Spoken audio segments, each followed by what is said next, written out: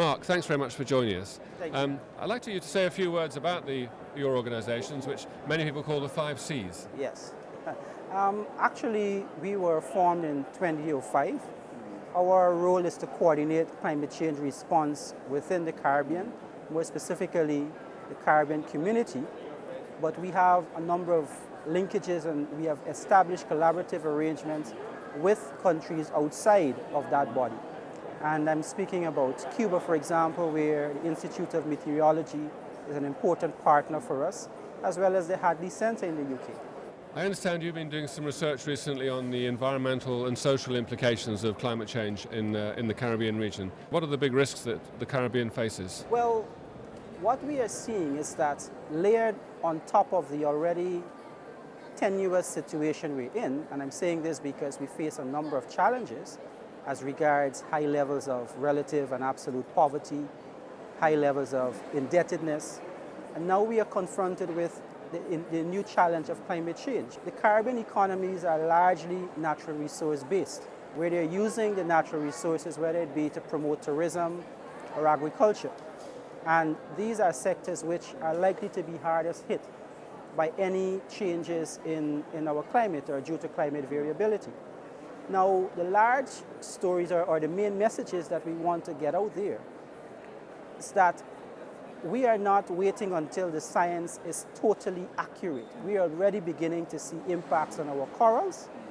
We are already beginning to see impacts in terms of the quantum and quality of our water supply. And we are seeing the effects on our agricultural sector as well.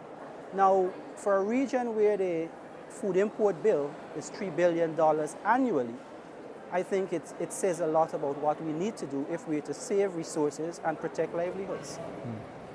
One of the messages I heard at a science event yesterday was the whole issue of sea level rise. What are the projections saying on sea level rise in the Caribbean? Because that sounds like that is a big extra factor to think about. Actually, we have a number of low-lying states. The projections are indicating that sea levels are rising at a much faster rate than initially projected. We're looking at somewhere between 23 to 30 inches by 2100. I know that seems a long time away, but what it implies is that if no action is taken, much of our coastal zone will be denuded. Now, these are areas where our major infrastructure and economic activities occur. Therefore, we're looking at appreciable negative impacts, both in terms of our local economy, as well as what it means for the lives of a number of poor households. Much of what happens within the climate change arena calls for the political will. In other words, we need to get our policymakers on side.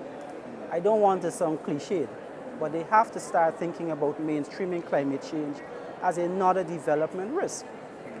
As such, it is imperative that the whole aspect of the way we plan. We've heard about getting smart development pursued.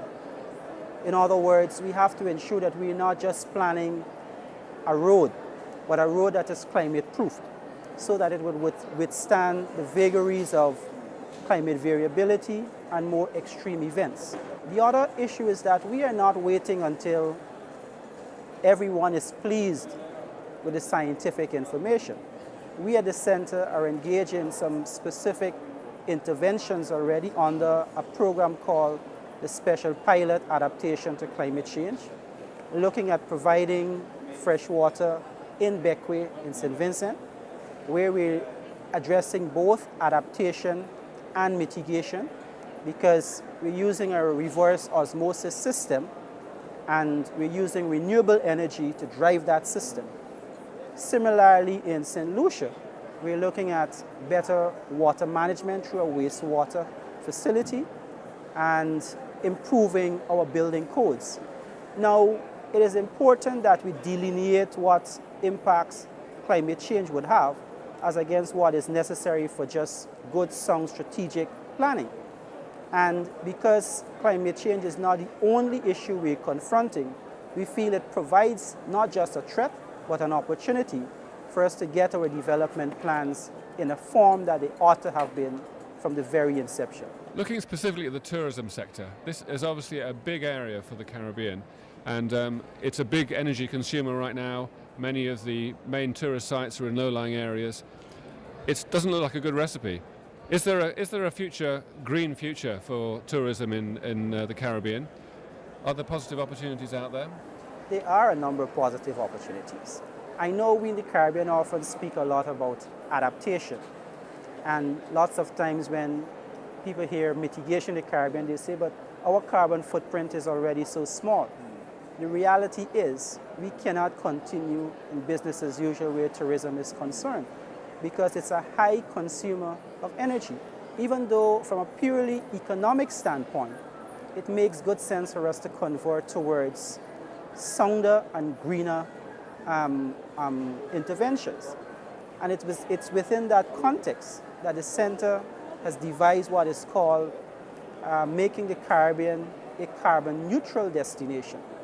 What we're aiming at is to get our operators, and we're working through the Tourism Association as well as the Hospitality Association, to get their members to convert as far as possible from using a lot of fossil related equipment and energy sources and convert towards more green energy consumption, whether it be solar or whether it be wind. The issue is it makes good economic sense to be converting. If we don't convert, our sector will not only be faced with the challenge of climate change, it will also be faced with the whole issue of sustaining itself going forward. So looking at the overall picture, Mark, do you feel like you're an optimist about that the Caribbean can adapt and change in time? Changing in time is a relative term. We have to put some duration to that. But I have to be an optimist, because if I'm not, I might as well migrate to another planet. We are seeing changes, but we're not waiting to be denuded by the negative impacts of climate change. We are taking action. We're optimistic that things are happening. We have some real leaders in the region, such as Prime Minister Stevenson King of St. Lucia, President Jack Dio of Guyana. In fact, last year at COP15, we had 8 of our leaders represented there. So the message from a political standpoint or a policy standpoint seems to be getting through. Whether we have the wherewithal to adapt, no, we do not. Whether adaptation would be able to solve all our problems, no, it wouldn't be able to. There will be a limit to adaptation, and there will still be areas for people like the Caribbean Catastrophe Risk Insurance Facility and other more financial mechanisms to assist. But clearly, we are moving in the right direction, and we are confident that the message is getting through at a policy level and also at a grassroots level. Whether we are where we want to be, the answer would be no. There is still a lot to do, but we are confident that we are moving in the right direction.